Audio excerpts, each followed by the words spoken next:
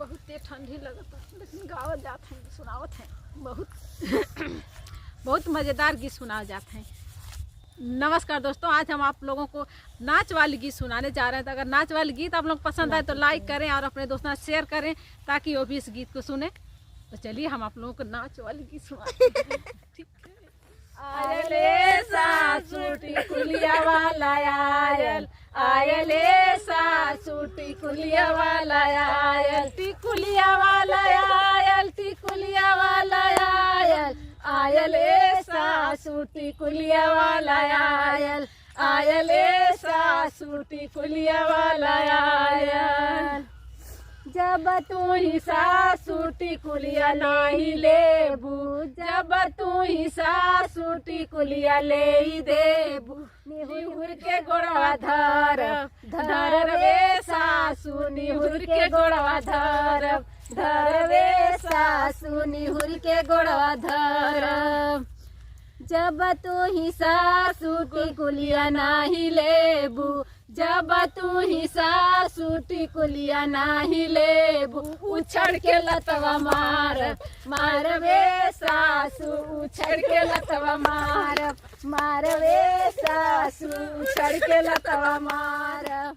आयले ननदो उठलिया वाला आयल, आयले ननदो उठलिया वाला आयल, उठलिया वाला आयल, उठलिया वाला आयल, आयले ननदो उठलिया वाला आयल, आयले ननदो उठलिया वाला आयल। जब तू ही ननदो उठलिया नाही लेबू, जब तू ही ननदो उठलिया ले लेबू, निहुर के गोड़वा धर निहुर के पैया धर, पड़वे ननदो निहुर के पैया पड़, पड़वे ननदो निहुर के पैया पड़। जब तू ही ननदो उठलिया नाही लेबू, जब तू ही ननदो उठलिया नाही लेबू, खींच के पहना मार मार वे ननदो, खींच के पहना मार मार वे ननदो, खींच के पहना मार।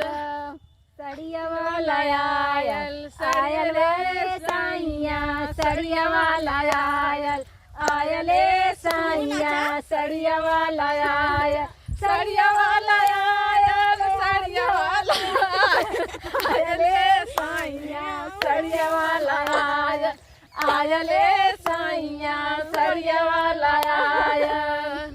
जब तू ही साइया हो सड़िया ले लेबा, जब तू ही साइया हो सड़िया ले लेबा, निहुर के पौआ धर निहुर के पौआ धर धर वे साइया, निहुर के पौआ धर धर वे साइया, निहुर के पौआ धर। जब तू ही साइया हो सड़िया नाही लेबा, जब तू ही साइया हो सड़िया नाही लेबा, खींच के बेलना मार मार वे साइया, खींच के बेलना मार मार वे साइया, खींच के बेलना मार।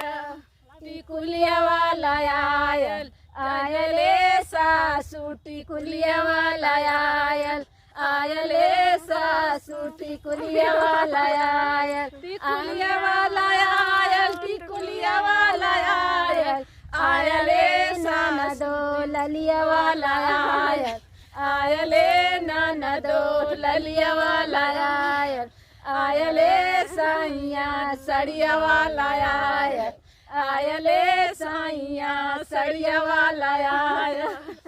तो दोस्तों गीत कैसी लगी कमेंट में ज़रूर बताइएगा और प्लीज़ भाभी के लिए एक लाइक तो कर दिया करिए। इतना मेहनत से डांस आप लोगों को दिखाते हैं और आप लोग लाइक नहीं करते हैं, ऐसा मत किया करें, लाइक कर दिया करें। मिलते हैं अगले गीत में, तब तक के लिए।